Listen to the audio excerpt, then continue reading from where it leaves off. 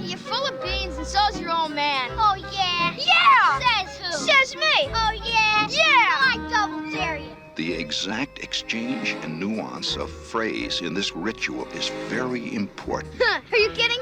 Stick my tongue to that stupid pole, that's dumb. That's 'cause you know it'll stick. You're full of it. Oh, yeah? Yeah! Well, I double dog dare you.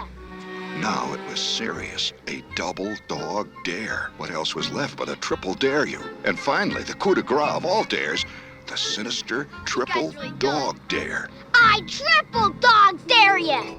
Schwartz created a slight breach of etiquette by skipping the triple dare and going right for the throat. All right, all right.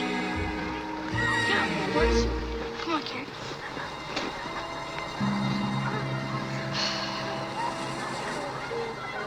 Well, go on, smartass, and do it. I'm going.